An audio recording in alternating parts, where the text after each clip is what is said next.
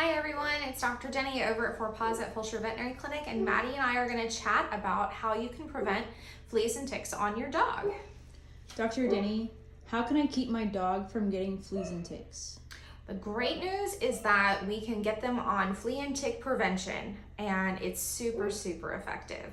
So that's something we can talk about when you're here, or if you think that your dog has fleas or ticks, you can definitely call, and as long as we've seen them within the last year, we could definitely get you a prescription or get medications filled.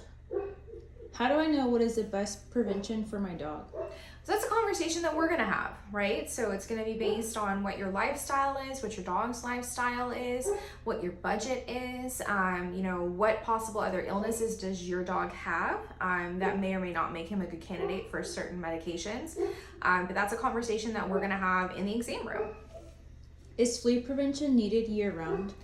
Yes. So if you lived in like Alaska, no, because like snow, right? Fleas definitely can't live in snow. Ticks actually are a little more hardy when it comes to cold weather, so we do recommend year-round prevention even there. But down here in Texas, we do not, here in Houston, get hard freezes that last more than like a week. So yes, your dog and cat needs to be on flea and tick prevention year-round, even if they're just going out to potty.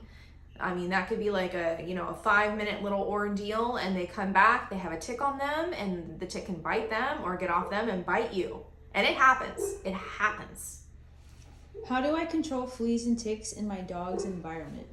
I think that's a really great question. So we can go ahead and get the environment treated, okay? That's something that you're gonna reach out to, a pesticide company that can come and spray, making sure that, all the animals in the household are on flea and tick prevention, making sure that if your dog does have fleas, that we're washing bedding that they spend a lot of time on. And also, I really like, combing your dogs out when they come in. Like if you take them to like George Bush Park and they're running around like a banshee, when they get home, take a run a comb through them and just make sure we didn't pick up any unwanted visitors. But generally treating the environment's going to be with a pesticide company. Are there vaccines for flea and tick-borne diseases? So there are. I think that's a really good question to ask. There is the Lyme vaccine. We do carry it. We don't see as much Lyme here as they do in Colorado and some other states, but it definitely is here. Will fleas and ticks resolve on their own? No.